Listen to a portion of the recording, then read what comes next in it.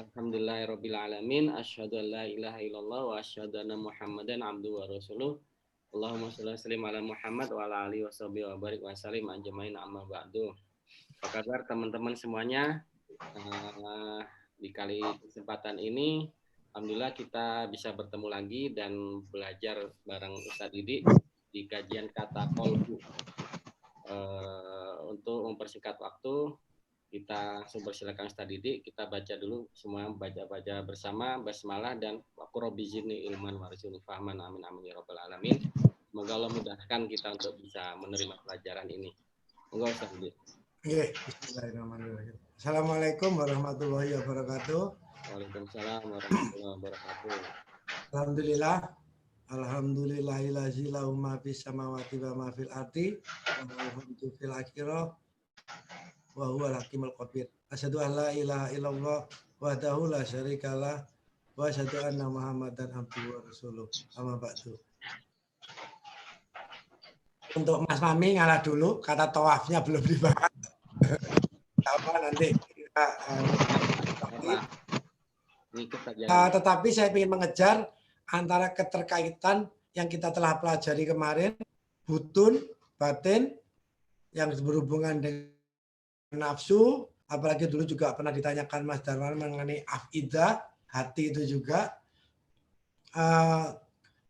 Ini adalah benar-benar belum pernah dibahas secara terbuka masalah rohani dengan sistem permodelan yang lebih mudah kita terima. Tetapi saya sendiri memberanikan diri membahas hal ini.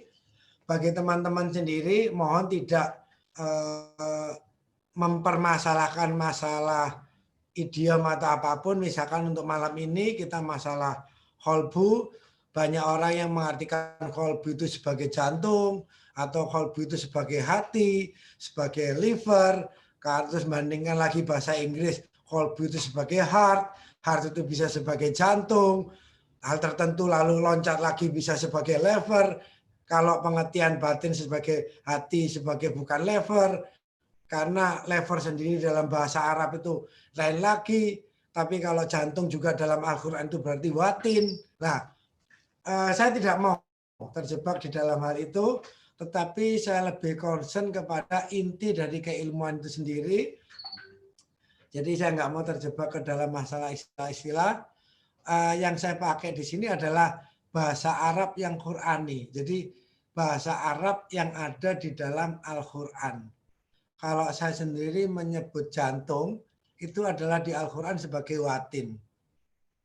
Jadi karena kita belajar huruf ini memang untuk mempelajari Al-Quran secara spesifik, syukur-syukur kalau memang bisa mempelajari bahasa Arab secara umum.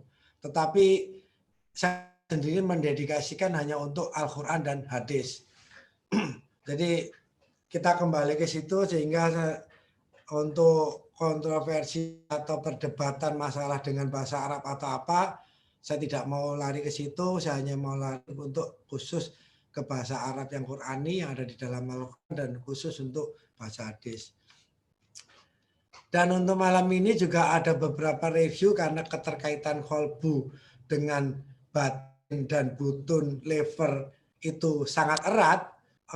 Jadi saya nggak pakai PowerPoint malam ini, saya mencoba pakai Visio sehingga nanti flow benar-benar bagaimana makanan dan data informasi, kalau makanan masuk ke dalam butun kita, kalau informasi masuk ke batin kita, itu bagaimana secara, bukan detail ya, secara overview menurut saya, tapi mungkin detail bagi teman-teman, tapi padahal itu masih ada yang di dalam lagi, tapi untuk malam ini kita bahas, menurut saya overview-nya saja dulu, kalau nanti teman-teman udah jelas, bisa ditanyakan untuk yang lebih dalam lagi untuk selanjutnya. Saya sekarang masuk ke PowerPoint, Visio.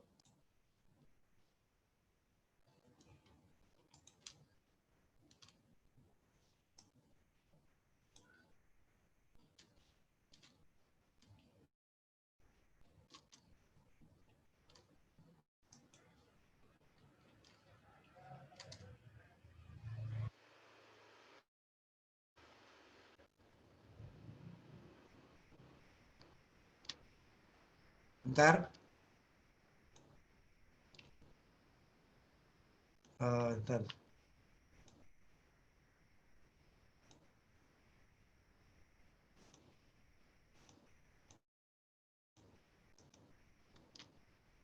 Oke.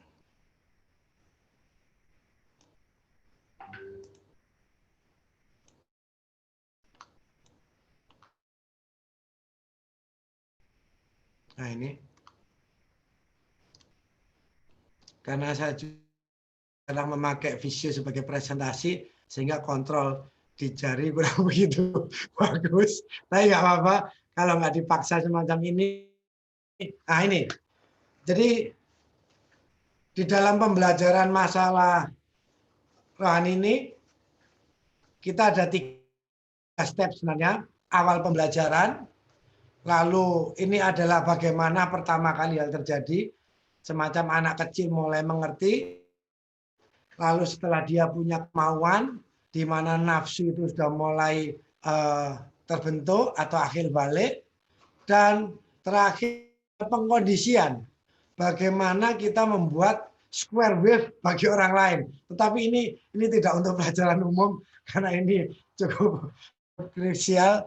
Jadi malam ini kita untuk awal pembelajaran, bagaimana sih terbentuknya batin kita, pembelajaran pertama, dan bagaimana kolbu kita nanti juga bisa terbentuk dari lingkungan kita. Jadi awal pertama adalah begitu kita lahir atau mulai anak-anak, kita di lingkungan.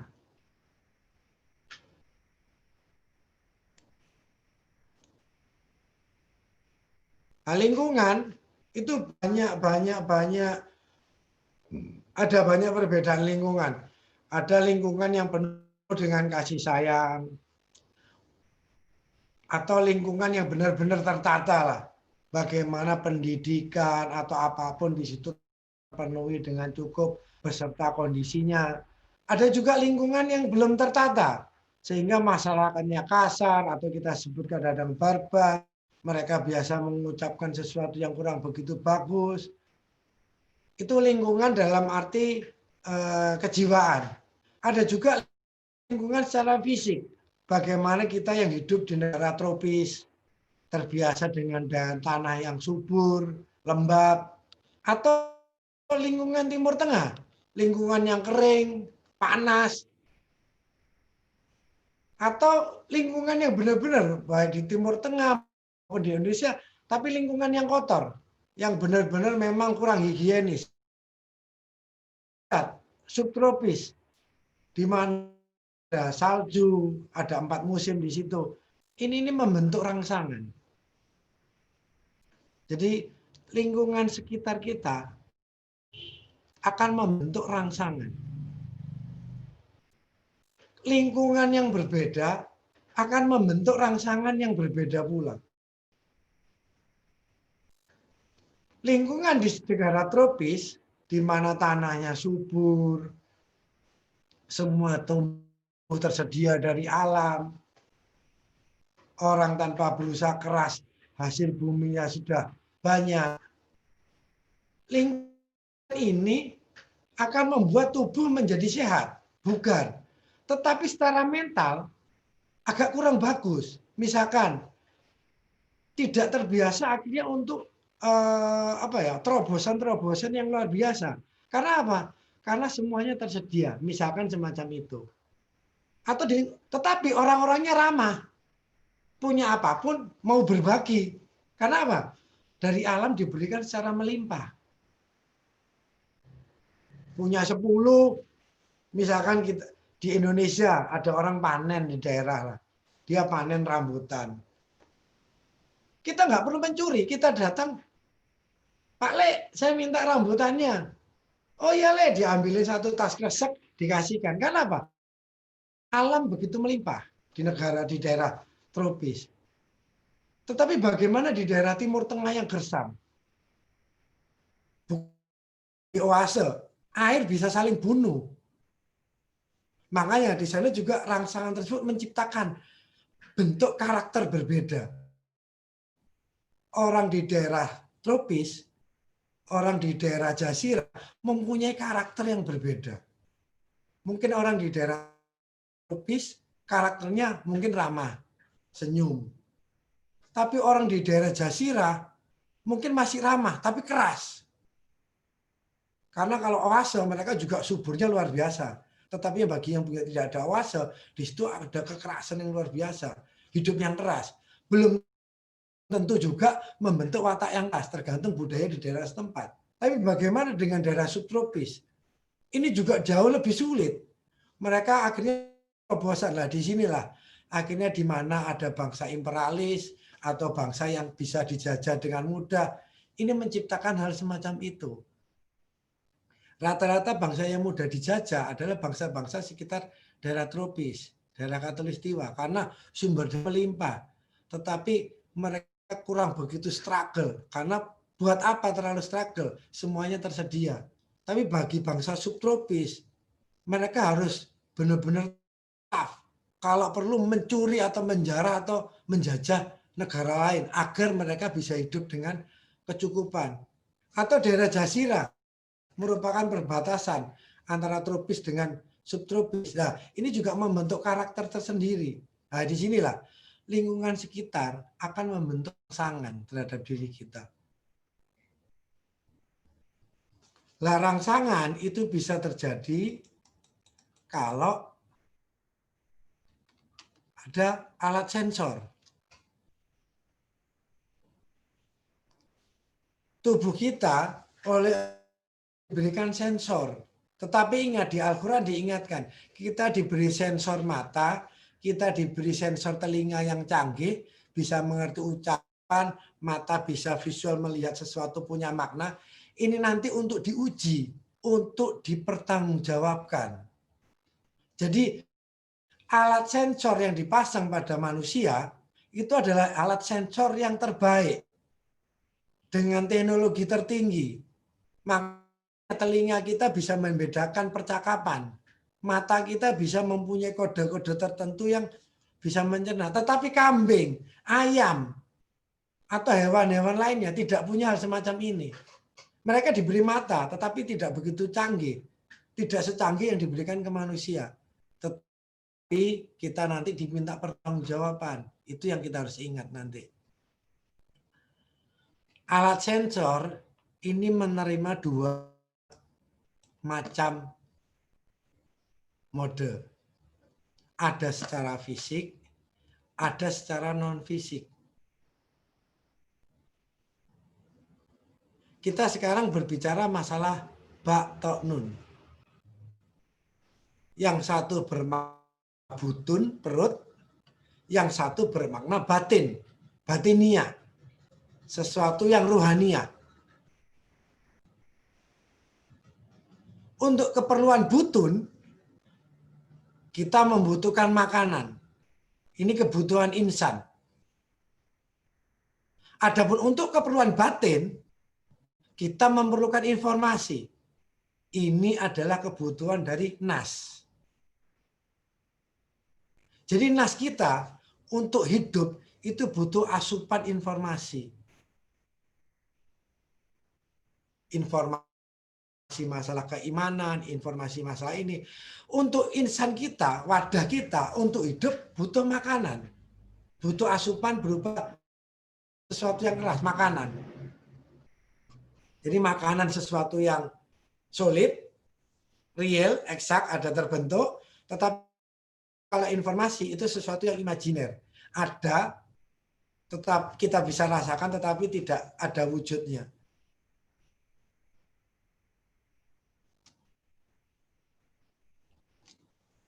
Sensor untuk keperluan butun perut hampir sama. Mata bisa melihat tekstur makanan. Telinga bisa mendengar bagaimana crispy-nya sebuah makanan. Jari kulit kita, jari kulit atau kulit jari sama ya. Jadi kulit di jari kita bisa merasakan bagaimana tekstur sebuah makanan. Lalu di sini diteruskan oleh sensor ini ke otak. Oh, ternyata makanan ini crispy, gurih, lihat warnanya menyenangkan, jari kita menegang, sehingga kita bisa membayangkan hal tersebut. Lalu kita bisa memutuskan apakah makanan ini enak atau tidak. Itu berdasarkan dari sensor. Begitu juga dengan batin kita. Punya sensor. Mata, telinga, kulit. Mata melihat atau membaca sebuah kejadian. Telinga kita mendengar perkataan. Sehingga anak yang masih kecil, yang masih belum akil balik, dia bisa melihat kejadian yang bagus, di mana kasih sayang orang tuanya cukup, dia cukup, di mana rasa amannya dia, rumah yang mengayomi dia cukup, sehingga terciptalah anak-anak yang tertata dengan mental yang mungkin beradab. Tetapi ada juga anak-anak yang hidup di lingkungan yang kurang begitu bagus. Di mana mereka setiap hari melihat matanya, melihat kejadian kekerasan.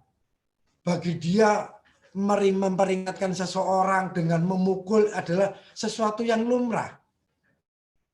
Di mana telinga itu terbiasa mendengar teriakan-teriakan dan kata-kata kotor. Atau kulitnya, dia merasakan pukulan. Nah, ini sensor yang merasakan. Lalu otak secara normal akan memproses. Apakah ini enak?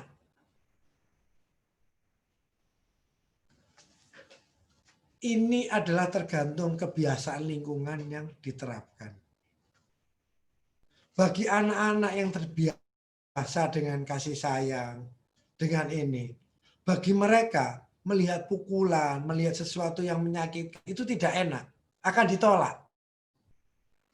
Tetapi bagi anak-anak hidup di lingkungan keras, biasa melihat sesuatu kekerasan, bisa melihat sesuatu ini, karena itu diajarkan terus, dia akan terbiasa hal semacam itu. Nah, disinilah. Sehingga apa? Begitu juga dengan makanan. Karena anak kecil mulai belajar menyentuh, makanya anak kecil juga karena keingintahuan, semuanya dimasukkan ke mulut. Bagi anak kecil, informasi yang dia dapat karena keingintahuan, semuanya dimasukkan ke otaknya.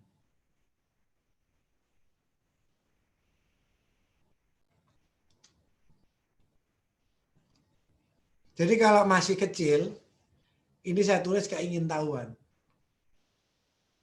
Tetapi kalau sudah akil balik, nafsunya lah yang mengerjakannya nanti. Jadi ada perbedaan di sini. Jadi kalau masih anak-anak, belum akil balik, keingintahuan. Atau dewasa pun, kalau dia belum pernah mengalami, keingintahuan yang akan membuat dia untuk bergerak maju. Kalau untuk makanan, kita ada juga sensor lagi, yaitu mulut. Makanan dimasukkan ke mulut. Lidah mengecap. Gigi ngelumat. Akhirnya gigi bisa merasakan juga sensor. Bagaimana makanan ini adakah kenyal, atau lembut, atau keras. Lidah juga bisa menyecap. Apakah ini asin, apakah ini terlalu manis, atau bagaimana. Di situ ada sensor tambahan kalau untuk makanan. Tetapi untuk rohania saya belum tahu apakah ada sensor tambahan semacam mata atau apa. Ini juga saya tidak mau memaksakan. Saya belum tahu di daerah ini. Sehingga untuk perbandingannya antara atas dan bawah, kalau untuk makanan ada mulut, tetapi di daerah rohania tidak ada ya. Tetapi di rohania, begitu dia menerima informasi, kalau dia terasa enak menurut dia, atau karena itu sesuatu yang terus-menerus dibiasakan, maka informasi tersebut akan langsung ditelan atau dipercaya. Begitu juga dengan makanan. Begitu yang dimasukkan mulut itu sesuatu yang mudah dia biasa, walaupun menurut orang lain tidak enak, tapi karena dia biasa tersebut, maka dia akan telan. Ditelan ini untuk informasi akan ditampung di batin. Adapun kalau makanan, begitu ditelan, akan ditampung di butun. Jadi batin dan butun adalah tampungan dan processing. Makanya dalam susunan hurufnya sama. Kalau batin itu menerima informasi, tampungan informasi yang masuk melalui kulit, mata, atau telinga kita. Kalau butun untuk menampung apa yang ditelan oleh mulut kita.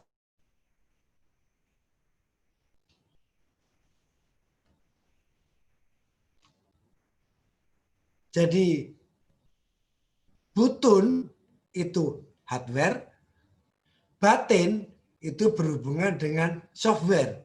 Ini untuk permodelan agar mudah bisa diterima. Jadi butun itu merupakan hardware. Batin itu merupakan softwarenya. Nah kalau kita hafal untuk komputer, bagaimana cara menghubungkan batin dan butun? Harus ada driver. Itulah ruh.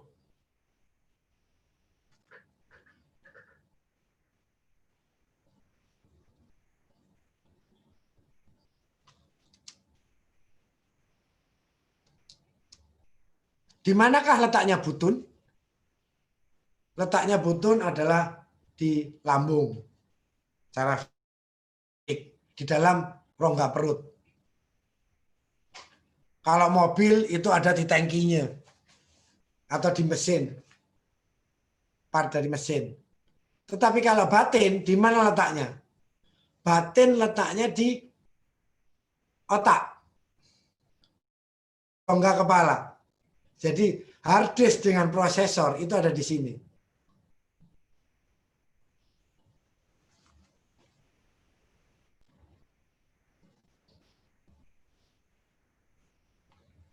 Lalu kita bergerak maju. Setelah sesuatu itu masuk ke dalam batin dan butun kita, akan diproses. Sesuatu yang masuk ke butun perut kita, perut mempunyai sensor.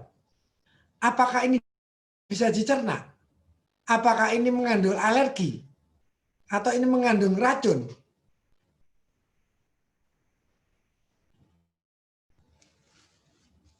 Jika perut kita mendeteksi di situ ada yang sulit untuk dicerna atau mengandung alergi atau berat, akan merasakan mules, mual, sakit perut istilahnya. Lalu bagaimana jika batin kita mencerna informasi sesuatu yang beracun, sesuatu yang membuat dia alergi? Sama. Maka jiwa tersebut akan merasa mual, mules, sakit hati. Kalau tadinya sakit perut, yang ini sakit hati. Orang sakit hati itu adalah orang yang tidak bisa menerima informasi yang ada yang sudah ditelannya. Jadi sama, batin dan butun. Jadi butun kita kalau menerima sesuatu yang tidak semestinya, dia akan sakit perut. Batin kita jika menerima yang tidak semestinya, maka akan sakit hati.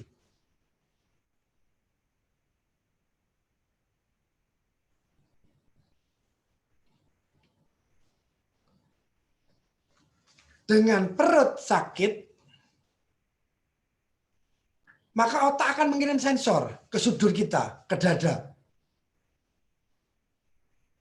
Apa yang terasakan di dada kita? Kita berdebar ketakutan. Jangan-jangan sakit perut ini nanti perut kita pecah, lalu ada mati, atau bagaimana. Dada kita berdebar. Lalu badan keluar keringat dingin. Ini karena otak mengirim sinyal. Berdasarkan sensor yang ada di dalam perut.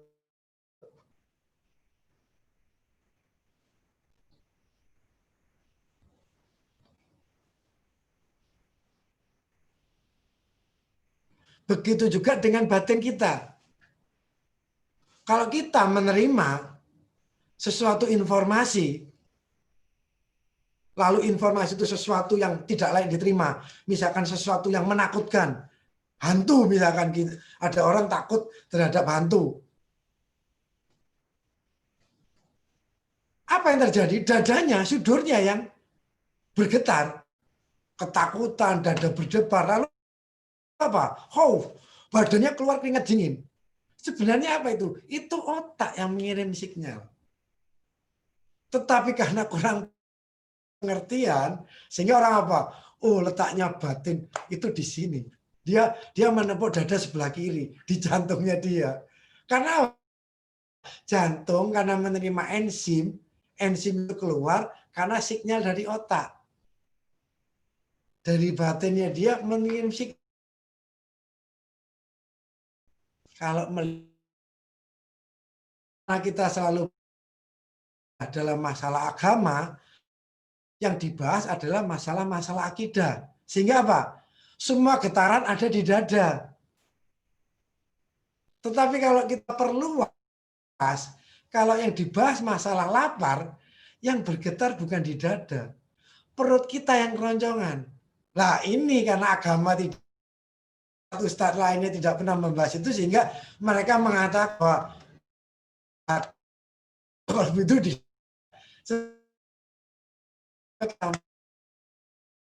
otak terhadap tubuh kita. Kalau melihat video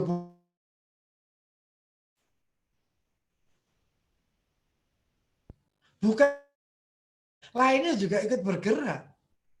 Saya anggap teman-teman dari sini letaknya batin, kolbu itu bukan di dada, tapi semuanya ada di ruang processing, di rongga kepala. Adapun ini adalah efek samping setelah otak mengirimkan sinyal berdasarkan sensor. Apa ini saya terangkan? Agar kita sebagai manusia nantinya kita bisa mengatur sensor kita. Kita bisa mengendalikan sensor-sensor dan alat-alat yang ada di dalam diri kita. Bagaimana kalau dada kita berdebar, bagaimana kalau kita keluar dingin, keringat dingin. Itu nanti bisa kita kendalikan kalau kita bisa mengerti cara kerja dari badan kita. Di sinilah ini saya kasih merah adalah menyebabkan salah pahaman letak kolbu itu ada di dada atau batin. Sebenarnya semua itu ada di rongga kepala, di al-albab, otak kita ya.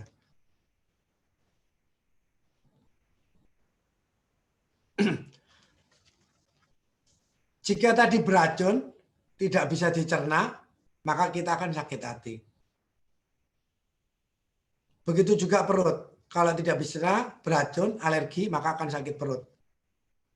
Tetapi karena suatu kebiasaan atau over, walaupun ini beracun, karena makanan sudah masuk ke dalam butun kita, itu tetap akan diproses.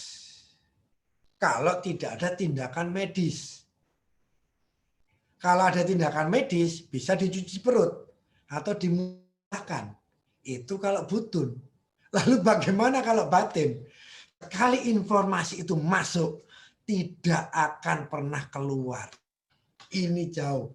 Jadi batin jauh lebih riskan, jauh lebih sensitif daripada perut kita.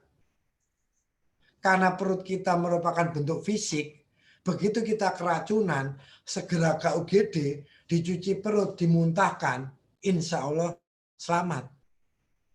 Tetapi bagaimana kalau tidak ada tindakan medis? Atau batin kita menerima sesuatu yang beracun? Maka di sini fungsi kolbu, fungsi hati, fungsi lever manusia untuk menetralisir. Jadi jika ada makanan beracun yang masuk ke dalam butun, selain menimbulkan sakit perut, kalau tidak ada tindakan medis, maka makanan akan terus diteruskan ke dalam liver, hati kita.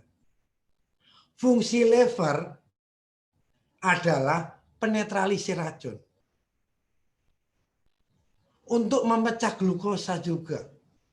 Untuk membuat darah lebih fresh lagi. Tapi bagaimana jika racun itu terlalu besar masuk ke liver kita?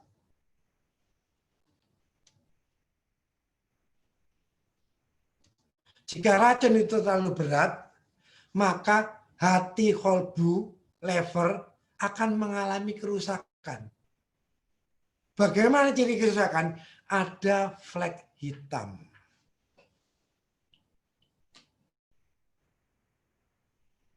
Begitu juga dengan kolbu secara batiniah. Jika ada informasi yang beracun, dan racun itu terlalu berat, disanggah oleh jiwanya, hoak yang membuat dia berdebat, marah, emosional, benci, seperti politik kemarin, bagaimana itu bisa racun yang sangat besar masuk ke dalam tubuh. Apa yang terjadi? Maka racun itu akan membuat kolbunya sakit. Dan itu juga menimbulkan flek hitam.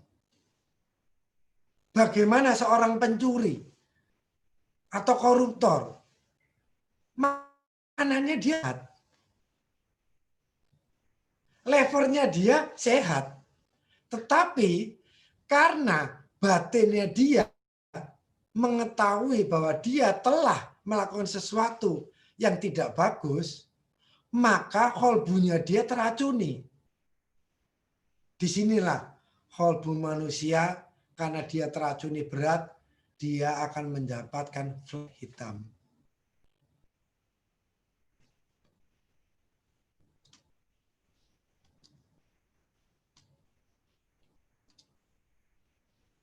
Itu juga racunnya terlalu berat. Lalu bagaimana jika racun itu sesuatu yang biasa-biasa saja? Jadi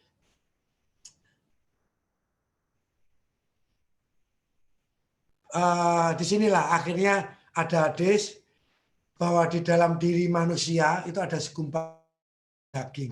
Jika daging itu bagus, maka baguslah semuanya. Sama, kalau lever kita bagus, maka tubuh kita bagus. Kenapa? Racun dinetralisir.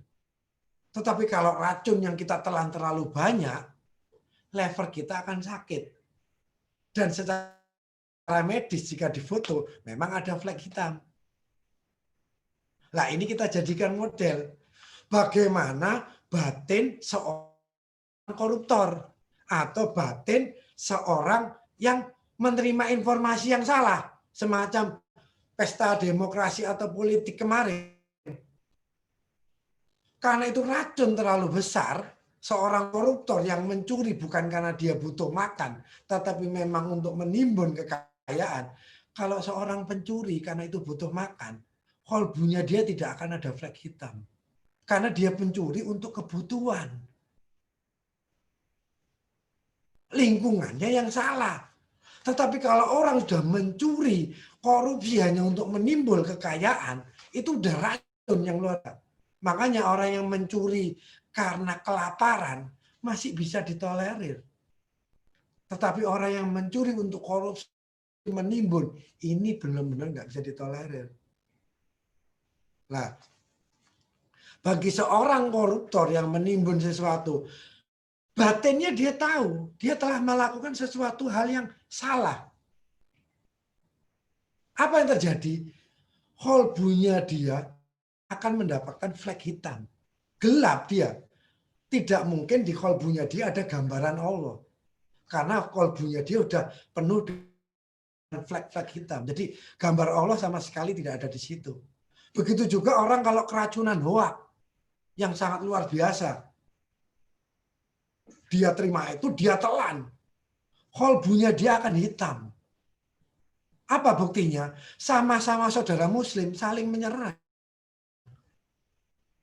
Jiwanya koruptor, fisiknya sehat. Makanannya koruptor, makanan yang sehat-sehat semua. Levernya dia sehat. Kolbu livernya dia sehat. Tapi kolbu batinnya dia flek hitam. Jadi teman-teman bisa bedakan sekarang akhirnya. Jadi misalkan ada koruptor. Itu mungkin karena koruptor kaya, yang dimakan bagus, kolbu livernya dia sehat. Tapi kolbu batinnya dia hitam, beracun, flek. Begitu juga orang yang menerima informasi yang benar-benar hoak atau yang benar-benar salah. Sehingga sampai itu beracun, fisiknya sehat. Secara berhidupan syariah, beragama, dia sholat 5 waktu, dia baca Al-Quran, dia puasa, dia mungkin haji. Sehat semuanya secara fisik. Tetapi kolbunya dia flek hitam. Nah, ini yang banyak disadari. Sehingga kita cenderung melihat atribut. Sehingga racun yang berat, alergi yang berat pada batin kita akan merusak organ jiwa. Dengan kata lain, jiwanya terganggu. Tapi belum tentu fisiknya mungkin sehat.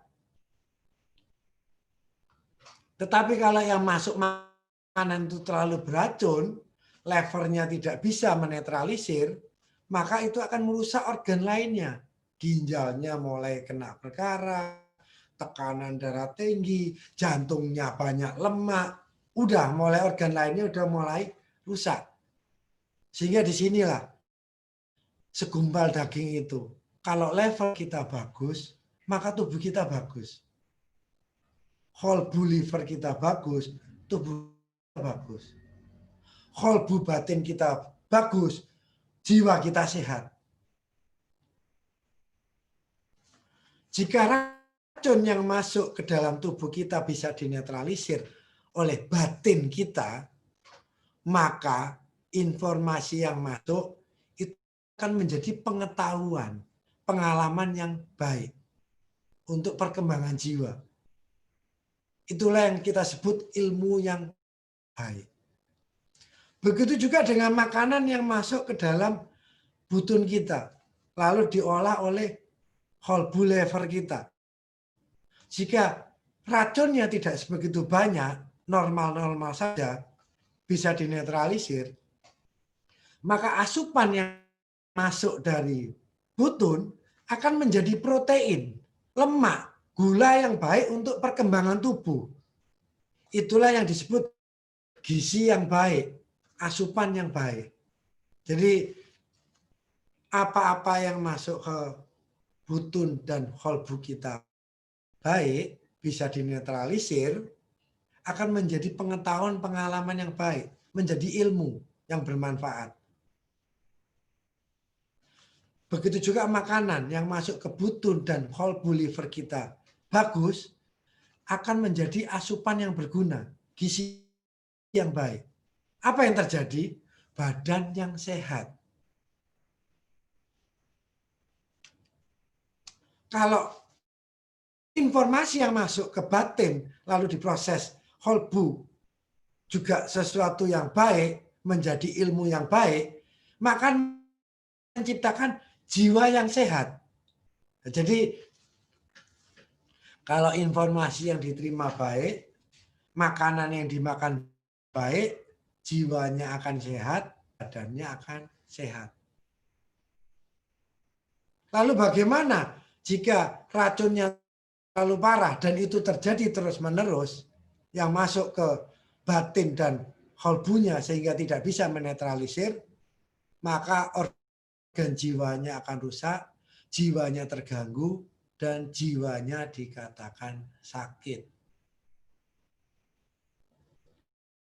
Dan orang seperti ini, walaupun fisiknya sehat, sholatnya bagus, puasanya nggak pernah putus, dikasih omongan apapun tidak akan bisa diterima, walaupun itu benar. Begitu juga koruptor.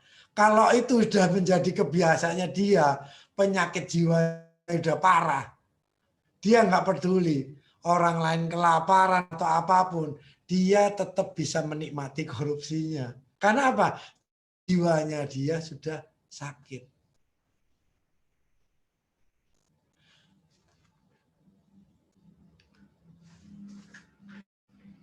Lalu kita teruskan alirannya. Jika jiwa yang sehat, itu bisa kelihatan.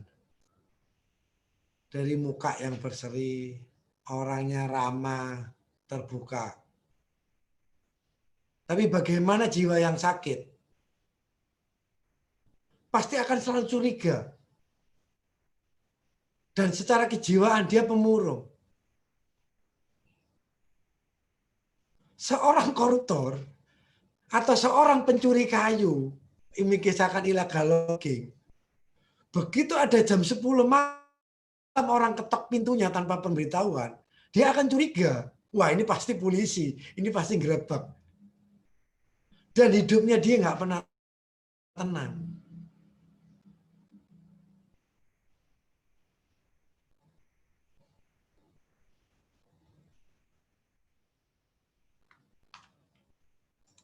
Bagaimana ciri badan yang sehat? Begitu juga. Segar, berseri, tegap, bugar, dalam beraktivitas selalu aktif.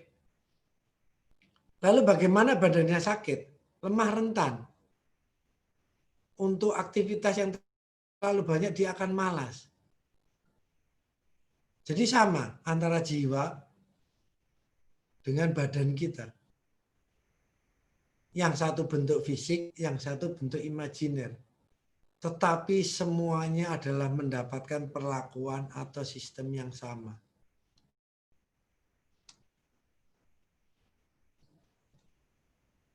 Bagaimana jiwa yang sehat? Nah ini. Kalau orang jiwanya sehat, apa dia ditanya pasti senyum. Karena dia tidak ada ini apa-apa, bicaranya halus, santun, ditata. Dan ini pun juga tidak bertentangan dengan rukun Islam yang pertama. Tingkah lakunya rata-rata menurut aturan hukum yang ada. Punya tata krama atau dia beradab. Jiwa yang segar, pikirannya selalu positif ya. Terbuka, dia menjadi problem untuk memecahkan masalah. Karena masalah, maka dia bisa menciptakan perdamaian. Dan dialah orang yang islah atau orang yang soleh. Lalu bagaimana jika jiwa yang sakit? Secara nggak sadar, karena dia selalu curiga kepada orang. Coba, mukanya pasti cemberut. Tidak akan ramah. Lalu kadang-kadang dia bisa teriak-teriak atau kasar. Kalau jiwanya dia sehat, dia pasti bisa kontrol. Nah, disinilah. Makanya khola itu adalah representasi dari kolbu. Kolbu, cerminan ditujukan yang paling dalam. Khola, itu baknya sudah hilang. Jadi kolbu kita itu akan tercermin dari apa yang kita ucapkan. Makanya kalau kolbunya orang itu bersih, ada gambarnya Allah, berarti dia ada gambar rukun Islam. Kalau dia gambarnya Allah dan ada gambar rukun Islam, satu, rukun Islam yang pertama syahadat hubungan dengan mulut. Murah senyum, menyebarkan salam, bicara halus, santun, ditata. Rukun Islam yang kedua, sholat tingkah laku. Tingkah lakunya nurut tatanan. Dia patuh terhadap hukum yang ada tata krama, beradab. Rukun Islam yang ketiga, puasa yang berhubungan dengan makanan. Batin kita jangan melihat atau mendengar sesuatu yang tidak bermanfaat. Sehingga apa? Kita menjadi jiwa yang positif, terbuka. Islam yang keempat, kita bisa memanage kekuatan kita. Lalu kita menjadi pencipta kedamaian. Kalau jiwa kita bersih, ada gambarnya Allah, sehingga ada rukun Islam di sana. Tetapi bagaimana jiwa yang sakit? Karena ada flag hitam, ya nggak mungkin ada gambar Allah di sana.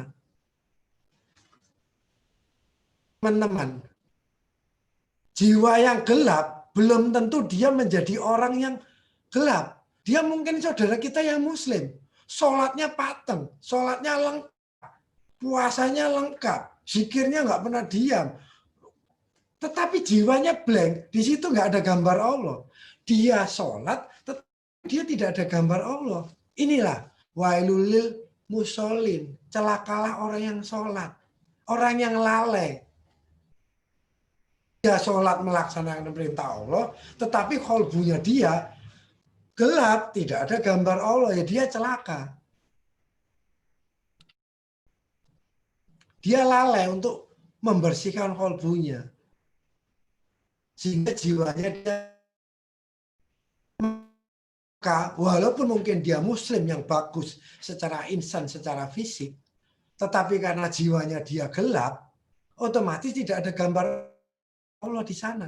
Karena tidak ada gambar Allah di sana, tidak ada mungkin rukun Islam di sana. Kalau tidak ada rukun Islam di sana, sesuatu yang pasti, mulutnya pasti cemberut. Tidak menyebarkan salam. Walaupun dia mengucapkan assalamualaikum. Kalau bicara, tidak mungkin yang halus. Pasti teriak-teriak, kasar.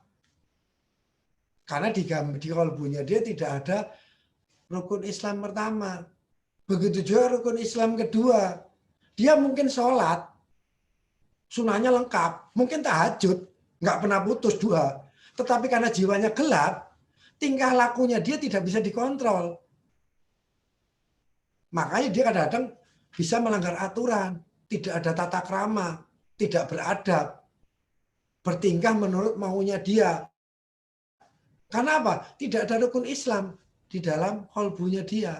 Ada flag sudah. Lalu bagaimana secara ini? Mungkin puasa, tetapi karena kolbunya dia gelap, pikirannya negatif. Puasa tidak membentuk dia untuk pikiran terbuka. Untuk tidak menjaga kolbunya dia. Lalu dia menjadi pencipta masalah dan pembuat onar. Bukan amal soleh, bukan islah.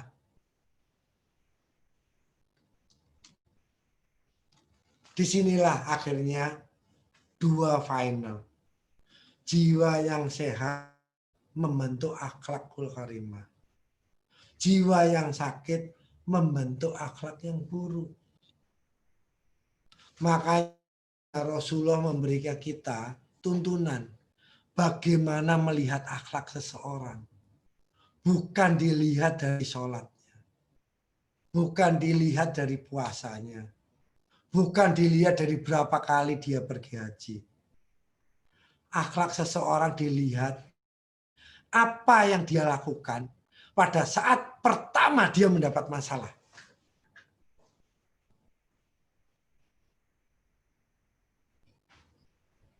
Bayangkan, Rasulullah diberi Al-Quran. Rasulullah sendiri juga istilahnya karena perkataannya benar menjadi sebuah hadis, tuntunan kita. Tetapi ternyata Rasulullah diperintah untuk memperbaiki akhlak. Berarti adalah Al-Quran, hadis. Itu semua untuk membentuk akhlak. Dan Rasulullah mengasih bocoran bagaimana melihat akhlak seseorang.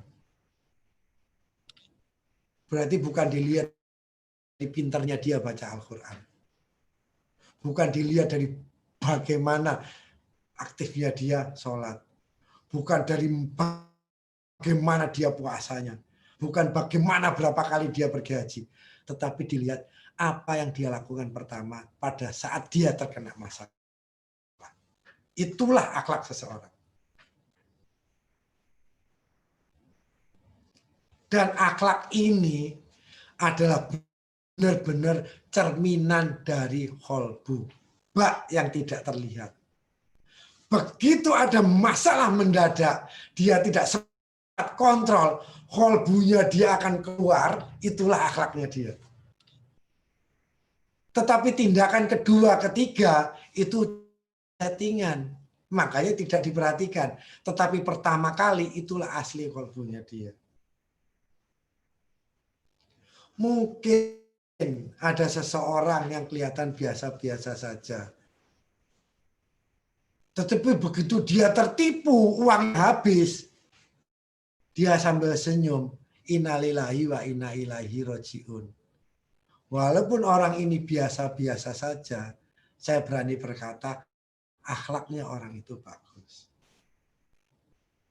Tapi ada juga orang yang secara syariah lengkap, bagus semuanya. Begitu dia terkena masalah, uangnya mungkin habis. Atau mungkin maaf lebih berat lagi, dia dilarikan orang. Lalu dia langsung teriak-teriak, awas sebelum kamu mampus, nggak aku maafkan. Setelah itu baru dia, astagfirullahaladzim, iya nggak apa-apa. Tidak, terlambat. Akhlaknya dia adalah yang pertama kali tadi. Nah inilah, jadi bagaimana kolbu kita bisa keceplosan. Jadi sepinter-pinternya kita nutupi kolbu kita, itu akan keluar pada saat yang tidak diduga. Dan itu yang diajarkan Rasulullah untuk melihat kolbu, isi kolbu itu akhlak berarti. Dan Allah itu maha baik. Kalau gambar kolbu kita sudah ada flek lainnya, Allah udah nggak mau di situ. Makanya jagalah hati, jagalah kolbu kita ya. Jangan menelan informasi yang buruk-buruk. Setiap kita menerima informasi, mohon di cross check. Cari berita yang bagus. Janganlah kebencian kita terhadap sesuatu membuat kita tidak adil. Kadang-kadang kalau kita udah benci sesuatu, kita berlebih-lebihan. Sehingga kadang-kadang kita tidak adil. Itu sudah menciptakan sakit jiwa. Sehingga apa? Jiwa kita tidak tenang dan kita tidak bisa mutmainah. Dan kita tidak bisa dipanggil oleh Allah. Nah, sekarang kita bisa bertanya kepada diri kita, siapa kita? Apakah kita ini merupakan jiwa yang sakit dan badan yang sakit? Tapi insya Allah enggak, karena semuanya sekarang malam ini sehat-sehat semua. Berarti insya Allah badannya pasti sehat. Tetapi berarti yang kita perlu tanyakan, ada 4 option. Jiwa sakit, badan sakit. Jiwanya sakit atau akalnya buruk, badannya sakit. Saya nggak menyebut non-muslim atau apa. Ini semua untuk manusia. Berarti kalau badannya saja istilahnya secara rohaniah, ibadahnya dia juga nggak karuan. Maksudnya seperti itu. Atau, nah ini banyak. Jiwa sakit, badan sakit. Agak banyak. Dan ini ketahuan. Tidak begitu banyak.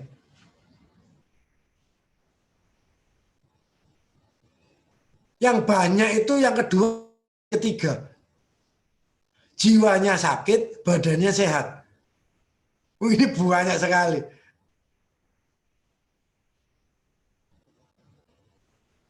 Akhlaknya buruk, tapi badannya sehat, ibadahnya rajin. Ini banyak sekali. Dan orangnya tidak sadar. Banyak lagi jiwa sehat, badannya sakit.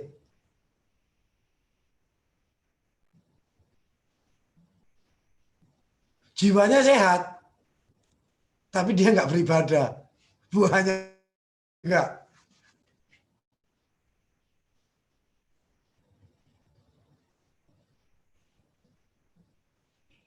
Kan orang Barat, jiwanya sehat. Mereka pendidikan, apa semua sehat. Tapi kadang-kadang badannya sakit. Nggak untuk, beribadah. Tapi ada juga dari saudara-saudara kita. badannya sehat, ibadahnya bagus, tapi jiwanya sakit. Tapi orang barat jiwanya sehat, maksudnya badannya sakit, ibadahnya dia. Tapi kalau ini dilihat dari berbagai macam akidah atau agama, ini bisa dimasukkan ke dalam semuanya. Lalu yang sedikit juga adalah jiwa yang sehat, badan yang sehat. Akhlaknya baik, ibadahnya bagus. Atau jiwanya sehat, badannya sehat. Ini dikit sekali.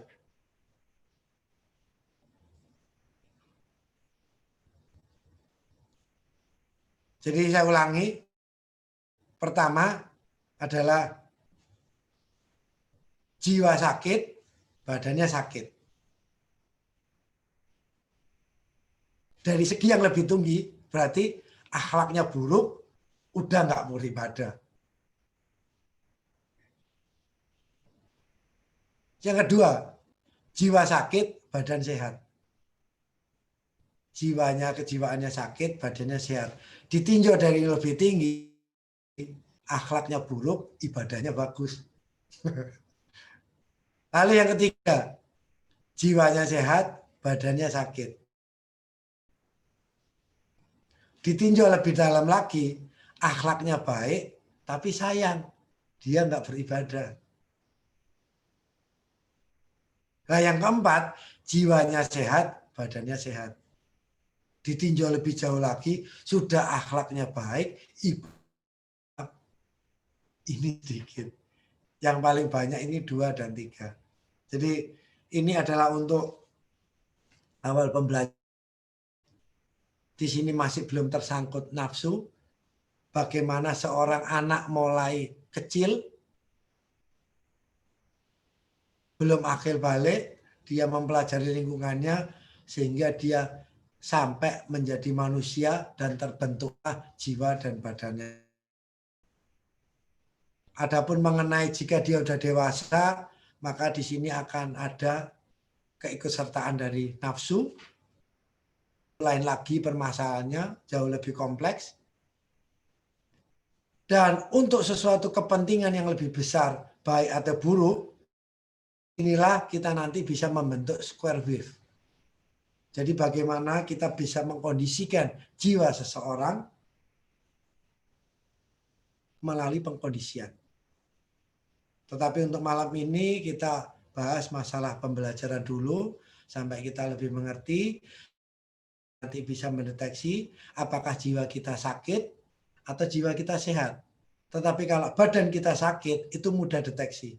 Jadi dulu apakah jiwa kita sakit atau sehat, nanti setelah itu kita benar-benar sudah memahami, baru kita nanti belajar bagaimana mengasuh kita agar bisa membentuk jiwa yang sehat, tidak memperparah penyakit jiwaan kita.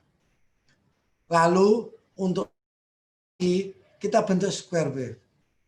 Bagaimana kita bisa membentuk lingkungan keluarga kita agar badannya sehat dan jiwanya juga sehat. Jadi begitu dulu teman-teman. Billahi taufiq wal hidayah. Wassalamualaikum warahmatullahi wabarakatuh. Waalaikumsalam warahmatullahi wabarakatuh. Alhamdulillah, makasih banyak Ustaz Didi, penjelasannya cukup enlightening ya istilahnya, mencerahkan banget. Baru paham. Ya belum jarang sih ada ya mengkaji tentang batin dan butun tadi terkait liver ya atau jantung atau hati kita seperti itu. Tapi itu ada ininya nggak Pak Didi, apa istilahnya?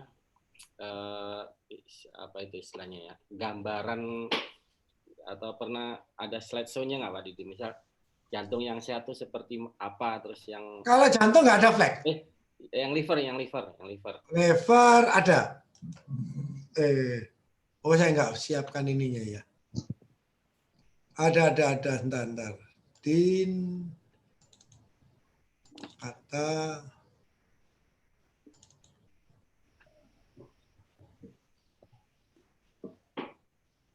terus kalau yang tadi kan kalau udah ada flexnya kan bagaimana cara menghilangkannya kalau untuk dari butun dan batinnya itu?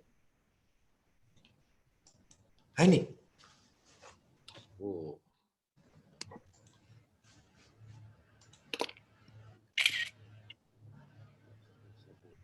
Tapi ini bertahap Mas Fahmi ya, terjadi terus.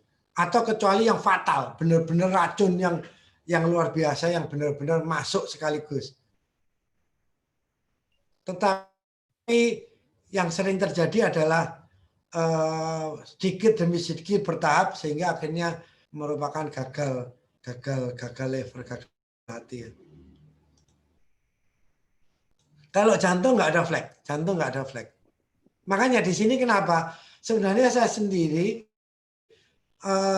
dengan kita menggunakan permodelan fisik itu lebih mudah untuk mencerna permodelan imajiner kita, batin kita. Karena itu nggak bisa dicerna ya. Setiap orang punya menerangkan sendiri-sendiri. Tetapi untuk butuh konsisten, kita butuh permodelan. Dan ilmu itu dikonsistensi. Nah, kalau kita udah punya model, kita bisa konsisten. Nah, permodelan sendiri saya ambil dari perut, lever, ini model. Dan memang terbukti. Tetapi tidak untuk bantah-bantahan. Jadi setiap orang punya ini, tapi karena saya sendiri pengen di keilmuan, dan keilmuan itu harus konsisten, konsistensi itu membutuhkan permodelan salah satunya. Dan di sini dengan ada permodelan ini, kita lebih mudah memahami untuk bagaimana batin dan whole kita bekerja. Dengan permodelan butun dan whole liver kita bekerja. Itu seperti tadi, diagram yang tadi.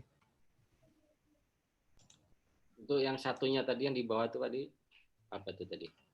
Sama, cuma ini bagaimana kalau orang itu hepatitis, sirosis, lalu bagaimana sama. Ada flag-flag di permukaan dia. Oke. Jadi banyak sebab yang untuk merusakkan hati liver, whole liver. Begitu juga banyak sebab yang menyebabkan whole batin kita rusak. Ada yang gara-gara seperti itu tadi korupsi, ada yang gara-gara hoax, ada yang gara-gara informasi yang salah atau lingkungan yang salah. Banyak. Jadi kita tidak bisa menghakimi seseorang kolbu batinnya dirusak dari satu sebab. Ada orang yang lingkungan mulai kecilnya dirusak. Itu kita kasihani. Tapi ada juga orang yang dari lingkungan kecilnya dia bagus, ternyata karena kesulitan ekonomi, dia belajar korupsi, sukses, lalu terbiasa.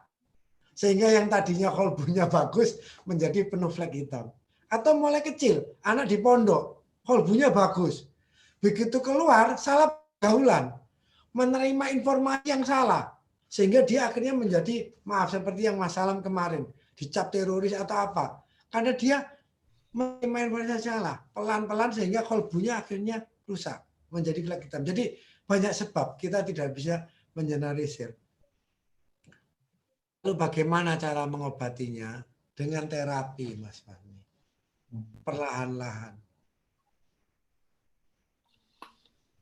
Dengan terapi nih. Lever yang sudah gagal, yang kena penyakit berat, itu terapinya juga perlahan-lahan. Dengan diet, dengan mengonsumsi. Istilahnya apa? Diet berarti membatasi jenis dan jumlah yang dimakan. Lalu bagaimana kalau kolbu batin kita rusak? Juga seperti itu, diet. Udah YouTube dimatikan, sudah media sosial dimatikan. Nanti lama-lama sembuh. Baca berita-berita yang resmi, yang ada sumbernya. Dikunci semua udah. Kalau dia ada dokternya yang monitor. Dia buka handphone, media sosial, ayo matikan. Jangan dikasih handphone. Jangan dikasih ini. Insya Allah dalam setahun 2 tahun dia sembuh. Kalau mau diterapi. Tetapi beratnya, kalau sakit fisik Mas Fahmi, orang tahu. Karena dia kesakitan secara fisik, mau diobati, mau diterapi. Tetapi kalau jiwa yang sakit, ini lebih sulit. Karena apa? Ini iblis sudah turun tangan. Dia akan melihat baik perbuatannya. Jadi akhirnya bagaimana Allah? Tidak ada paksaan dalam din. Kalau mau dikasih tahu ya alhamdulillah. Kalau nggak mau dikasih tahu, didoakan yang baik saja. Nah, disinilah Mas Fahmi. Jadi penyakit jiwa itu jauh lebih berat daripada penyakit butun kita. Kalau orang udah teriak-teriak kesakitan perutnya Mas Fahmi, diajak ke UGD, dia mau. Walaupun dia takut terhadap suntikan, terpaksa dia harus mau disuntik maupun diinfus. Tetapi kalau jiwanya yang sakit, orang tidak sadar. Disinilah perlunya controller. Nah, kalau kita tidak bisa mengerti bagaimana batin dan kolbu kita bekerja, bagaimana kita mengontrolnya? Terus kalau kita tidak bisa mengontrolnya, bagaimana kita bisa mengupdate driver kita? Karena driver itu perlu diupdate. Ruh kita itu perlu penyegaran. Apa yang diupdate? Bagaimana mengupdate-nya? Ini masalah. Dan disitulah hidayah. Nah, akhirnya kenapa di Al-Quran ada orang disebut Yahuda? Tetapi ada juga yang disebut mutadin, hidayah. Yang satu secara keilmuan, fisik, keilmuan dunia. Yang satu secara keilmuan akhirat. Orang Yahudi itu dia dapat hidayah untuk dunianya dia. Tetapi orang mutadin, orang yang dapat hidayah untuk akhiratnya dia. Beda iya, yang satu di belakang, yang satu di depan. Jadi orang Yahudi itu hidayah yang dia terima itu harus sesuai dengan hidupnya. Kalau nggak sesuai, ditolak. Makanya kita pun, kalau mau menerima dari Allah apa yang kita senangi, bukan yang benar, walaupun kita Muslim, kita ini sebenarnya Yahudi. Dalam arti secara sains. Kenapa? Kita hanya mau menerima yang kita senangi. Bukan apa yang benar. Kan banyak sekarang Mas Fahmi. Informasi yang disenangi, tapi bukan yang benar. Kita Yahudi akhirnya, walaupun kita Muslim. Oke. Nah, jadi, tetapi kalau kita bisa kontrol, oh tidak, Allah menginginkan ini, yang kita terima ini, kita bisa sinkronkan itu, kita jadi mutadin, diri yang mendapat hidayah. Nah, berbeda akhirnya. Jadi mungkin ada teman-teman yang mau bertanya. Mas Rifandi, teman-teman lain, pening. Sekarang mengerti ya, batin kita itu bagaimana ya? Ya. Kolbu kita bagaimana? Salah makan sakit hati. Salah informasi sakit hati. Salah kontrol, tidak bisa kontrol, tahu-tahu keluar. Akhlaknya jelek. Ini tadi ada yang bertanya dari Pak Dermawan nih. Sekalian izin bertanya, kira-kira amalan apa yang bisa dijadikan sebagai antivirus? Firewall tadi ya Pak. Mungkin ya tadi ya, lihat dan yang lain-lain. Iya, ilmu. Jadi kolbu itu semacam menetralisir. Jadi firewall atau antivirus ya. Kalau di komputer kita kenal firewall. Jadi kalau ada sesuatu yang menyusup, dia yang blocking. Tetapi kalau yang menciptakan virus itu lebih canggih, dia bisa menembus firewall yang biasa-biasa saja. Makanya komputer yang bagus kadang-kadang selain firewall dari Windows, dia harus punya antivirus yang cukup canggih juga. Tetapi hacker juga tidak mau tinggal diam. Hacker ini iblis. Ini mana? Gimana pertanyaan Mas Fahmi? Oh, tak pikir ada di chatting ya. Ada pertanyaan gimana Mas Fahmi? Privat, chat privat. Itu tadi, kira-kira amalan apa yang bisa dijadikan sebagai firewall atau antivirus untuk kolbu kita? Kalau kita sudah ngomong batin dan kolbu ya, itu bukan amalan yang dilakukan, ilmu. Amalan itu berhubungan dengan insan, dengan fisik. Amalan itu bisa memperbaiki kolbu lever kita, bisa memperbaiki butun perut kita. Tetapi kalau untuk batin dan kolbu batin kita, bukan amalan, ilmu. Karena firewall itu software, bukan hardware. Jadi salah kalau kita, Pak, bagaimana supaya kita bagus, jiwa saya bagus. Bukan sholat yang banyak, tetapi dia mengerti makna sholat itu. Sholatnya tetap lakukan seperti biasa, tetapi untuk supaya jiwa dia harus mengerti apa sih sholat itu. Jadi udah apa ya, makrifat ya, udah keilmuannya ya, bukan amaliyahnya. Jadi itu jawabannya Mas Fahmi. Jadi amalan apa supaya batin dan kolbu kita bagus? Bukan amalan, tetapi ilmu yang harus dia cari perdalam. Oke, gitu Pak Wawan. Semoga bisa didengar ya, atau mungkin nanti kalau enggak. Soalnya nanti kalau saya bilang Pak Wawan, Pak, bagaimana kolbu kita supaya sehat? Wah, zikir ini sehari 1000 kali. Tapi kalau dia tidak mengerti apa makna zikir, ya walaupun sampai 1000 kali pun kolbunya gitu. Nah, seperti ini Mas Fahmi. Ala biksi ilah talmainu qulub. Hanya dengan mengingat Allah, hati menjadi tenang kan. Ya. Tetapi banyak kan dari saudara kita, katanya ingat Allah, tapi takut sama hantu kan. Iya. Nah, untuk bisa menetralisir supaya nggak takut hantu, banyak model. Ada yang baca surat ayat kursi, panjang kan.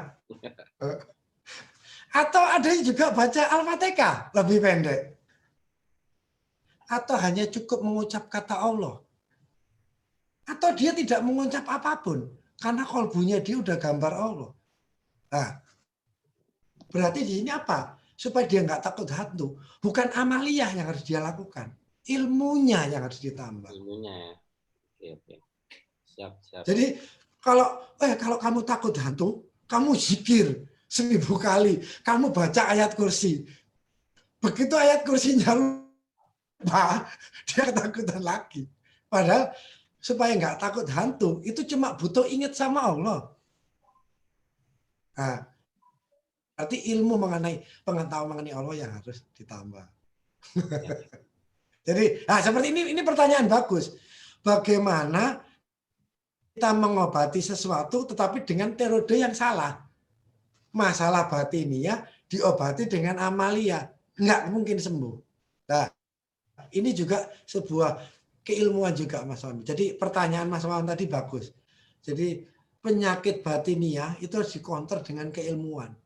Sehingga dia memahami dan dia bisa menerapi. Self healing ya, penyembuhan diri sendiri.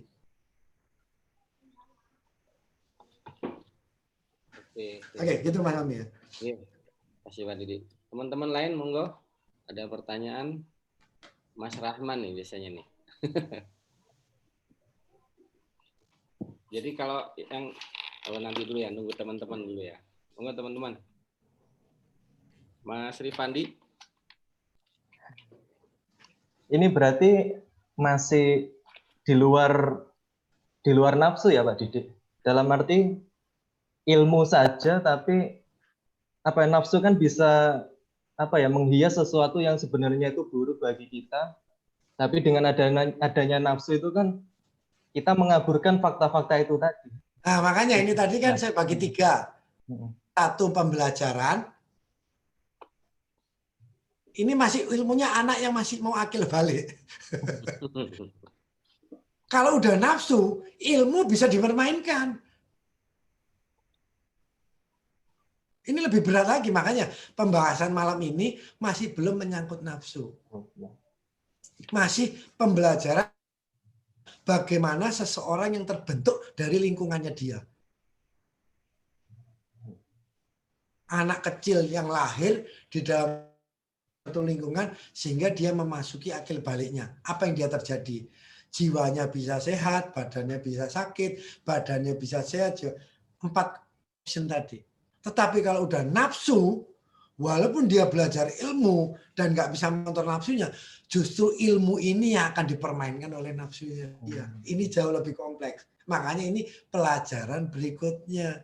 Kalau teman-teman sudah bisa memahami batin dan qalbunya, baru kita nanti nambah ke nafsu. Dan ini jauh lebih kompleks karena yang tahu diri kita sendiri. Kita punya ilmu 2 tambah 2, kita bilang 4. Nafsu kita yang ngomong, iya kalau kamu ngomong 4. Ada orang yang bilang 5. Ada kalau pakai ini.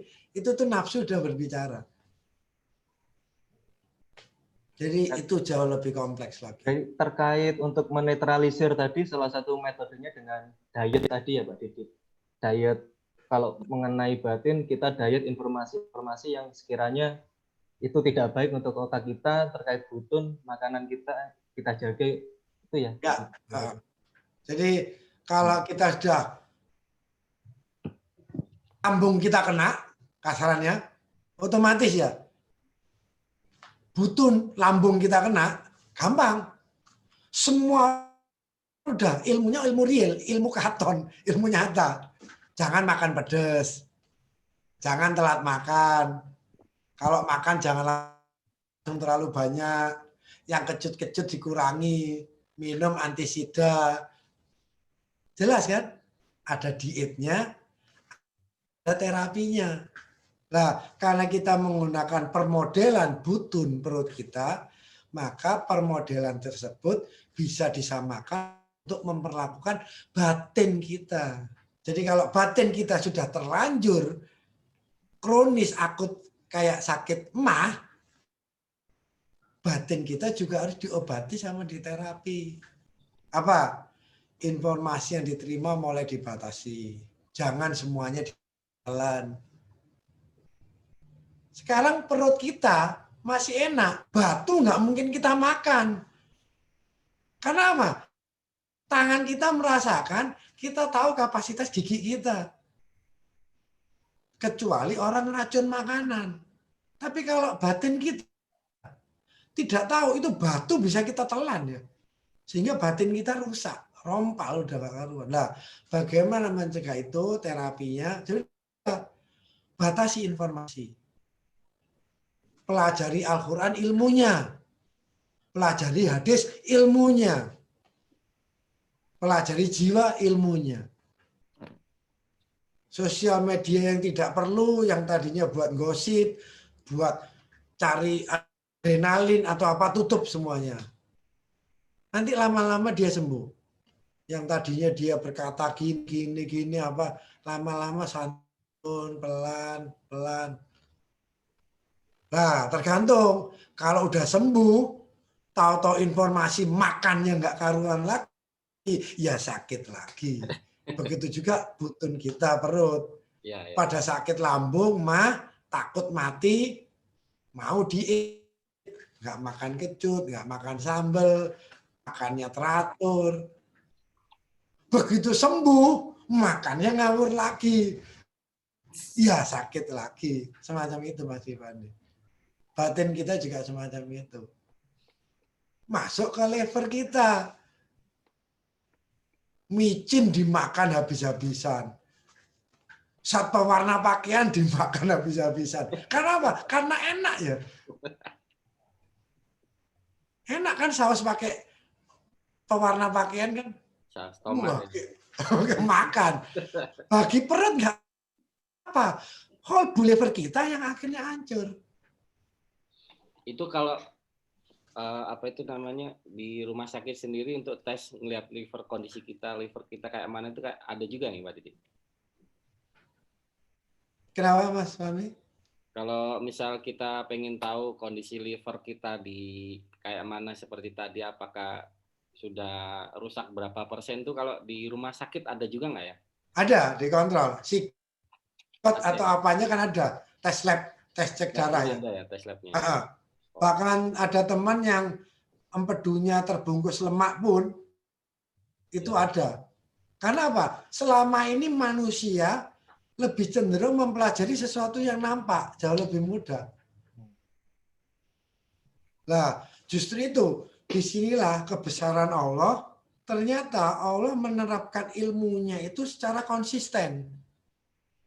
Dengan kita mempelajari permodelan butun dan whole liver kita, itu sama dengan permodelan yang akan terjadi pada batin dan whole rohani kita. Tetapi karena yang mengembangkan ilmu kedokteran ini adalah orang barat, maka mereka cenderung kepada sesuatu yang fisik. Karena mereka cenderung kurang suka dengan sesuatu yang rohania. Lah orang kita yang senang sesuatu yang rohania tanpa model yang jelas mengeluarkan teori, tambah lebih ngawur. Jadi sehingga disinilah bagaimana keilmuan mengenai sesuatu yang batinia itu akhirnya sangat-sangat sedikit sekali literaturnya. Sehingga kita akhirnya berjalan sendiri, mencari informasi sendiri, tanpa permodelan yang jelas, dan tanpa metodologi yang konsisten. Nah, itu yang akhirnya cukup berbahaya. Oke. Saya tuh pernah dengar ada apa itu ini Pak Didi. Kayak apa itu namanya? Orang kan kena sakit lambung atau yang di perut itu namanya anxiety ya. Jadi dia itu seperti saling terhubung antara pikirannya, batinnya dan butunnya itu saling mempengaruhi sehingga malah nggak sembuh-sembuh. Misal perutnya udah mau sembuh, pikirannya stres gitu kan, batinnya akhirnya mempengaruhi ke asam lambung naik lagi. Jadi itu laki-laki ya. Seperti lingkaran setan gitu kata orang. Bukan juga. Atau gimana? Karena kita tidak bisa mengontrol itu tadi. Kita bisa mengontrol makanan kita. Tetapi kita tidak bisa mengontrol batin kita. Sama. Sakit akhirnya juga. Sakit ya, saling pengaruh gitu ya. Iya. Oke. Makanya saya bilang, pertama batin kita mau sehat. Tetapi karena butuh kita, badan kita nggak sehat, akhirnya batin kita pun lama-lama ikut nggak sehat ya. Nah, disinilah ruh nanti akhirnya berpengaruh. Bagaimana driver dari software itu mengeksekusi hardware ya. Kalau akhirnya ruhnya dicabut, drivernya nggak ada, selesai semuanya.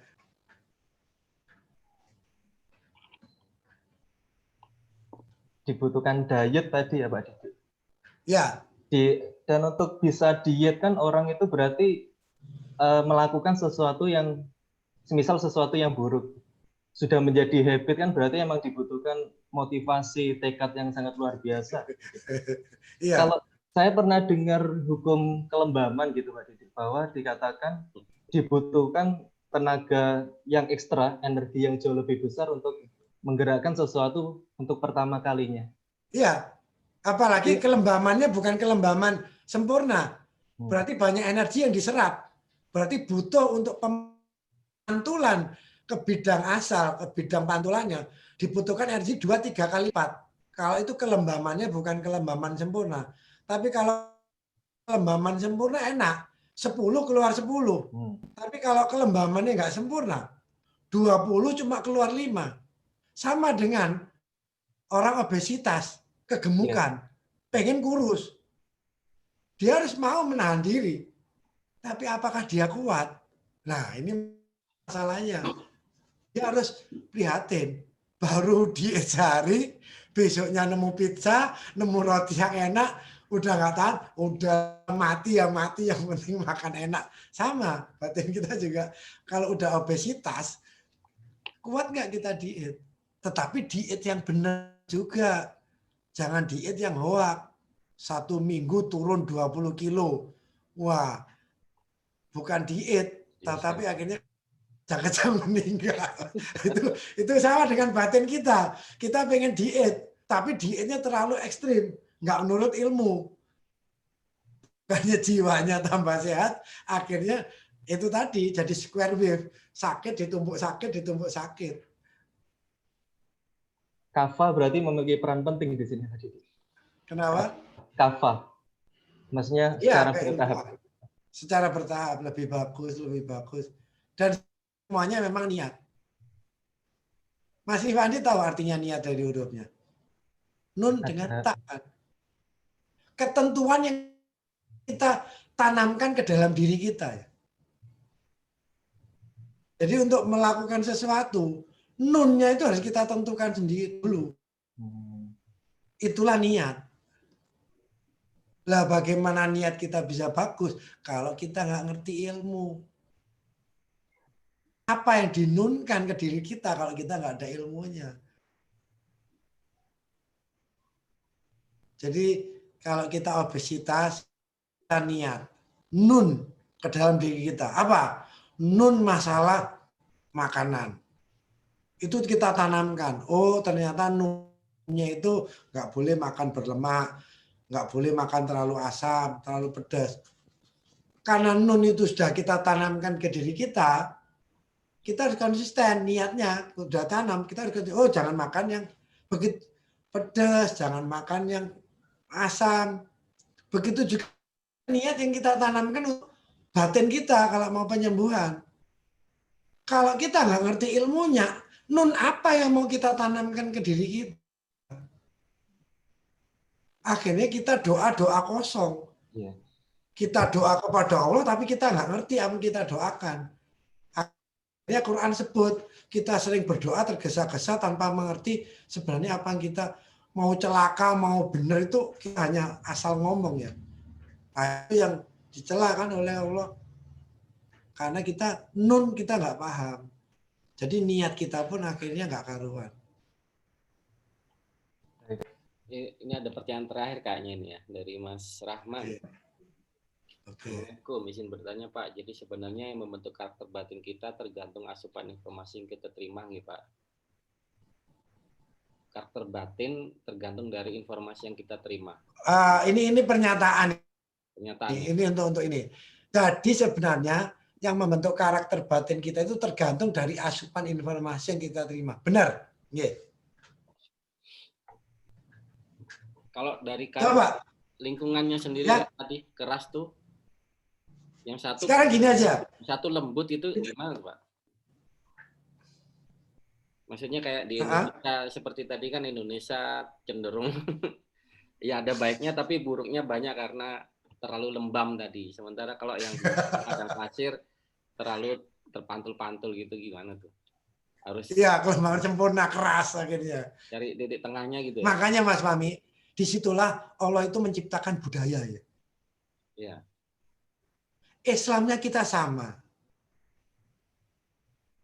Inti ajaran Islamnya sama, tetapi budaya bisa berbeda, Mas Fahmi. Nah, justru itu sangat lucu.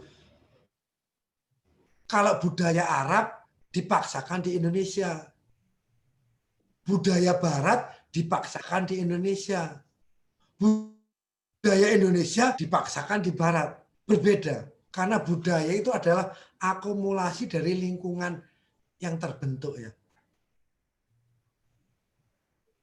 Jadi memang benar. Jadi akhirnya apa? Sekarang Mas Fahmi ginilah. Kenapa saya membenarkan bahwa karakter batin tergantung dari asupan informasi. Misalkan Mas Fahmi ya, anak itu lahir, oke di lingkungan Islam. Lalu batinnya dia mendapatkan asupan. Ternyata lingkungannya dia satu, mungkin Ahmadiyah, mungkin Syiah, atau mungkin Sunni. Nah, batinnya anak itu akan terbentuk dari asupan yang dia terima. Kalau dia menerima asupan dari Ahmadiyah, ya batinnya dia batin Ahmadiyah. Kalau asupannya yang dia terima adalah asupan dari Syiah, ya dia batinnya dia akan batin Syiah. Kalau dia asupannya Sunni wal Jamaah, ya asupannya batin itu. Makanya akhirnya begitu dia menerima asupan itu, menerima batin yang lain, dia bertentangan, sakit hati.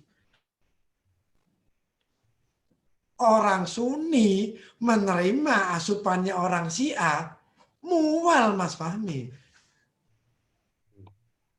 Lambungnya dia nggak bisa menerima, batinnya dia nggak bisa menerima. Sama dengan Mas Fahmi, biasa kita makan makanan Indonesia, kena makanan Barat. Mereka ngomong enak, kita muntah-muntah. Disinilah lingkungan yang membentuk kita. Jadi hati-hati dengan batin kita. Juga hati-hati dengan butun kita. Kalau kita memang udah budaya Indonesia, masih makan roti satu truk, ditanya, kamu sudah makan? Belum. Karena apa? Butun kita sudah terbiasa dengan budaya Indonesia, nasi. Walaupun nasi 1 sendok, kamu sudah makan. Udah. Dan perutnya dingin, nggak kembung. Nah, begitu juga dengan batin seseorang. Kalau anak itu mulai kecil sudah menerima asupan yang salah atau benar, begitu dia menerima asupan orang lain, dia butuh waktu untuk berinteraksi. Butun kita akan bisa menerima masakan orang Barat, tapi butuh waktu biar nggak kembung. Batin kita juga seperti itu. Misalkan kita dulu menerima aliran sesat, tapi dari kecil kita terima itu. Bagaimana untuk penyembuhan? Butuh waktu. Informasi yang ada dibongkar, diperbaiki, drivernya diupdate, softwarenya diperbarui. Hardware-nya tetap, hardware-nya sama, kita semua hardware-nya sama. Tinggal software sama drivernya yang beda-beda. Saya dengan Mas Fahmi, dengan orang Barat, hardware-nya sama. Punya mata, punya telinga, punya ini. Tetapi dengan kebiasaan lingkungan masing-masing. Tetapi software-nya bisa berbeda-beda. Software itu jauh lebih bervariasi daripada hardware. Driver itu butuh penyempurnaan, butuh diupdate. Nah, jadi akhirnya lebih mudah kita memahami ya. Jadi butuh waktu. Asupan yang salah seperti yang ditanyakan Mas Roman, jika mulai kecil karakter asupannya informasi yang diterima itu salah, otomatis karakter batinnya juga akan seperti yang diterima. Makanya Mas Fahmi, seseorang yang mulai kecil, orang bapak ibunya Nasoro, ya otomatis anaknya juga Nasoro. Seseorang yang mulai kecil, hidup di lingkungan sekeluarga Muslim, ya wajar kalau dia Muslim.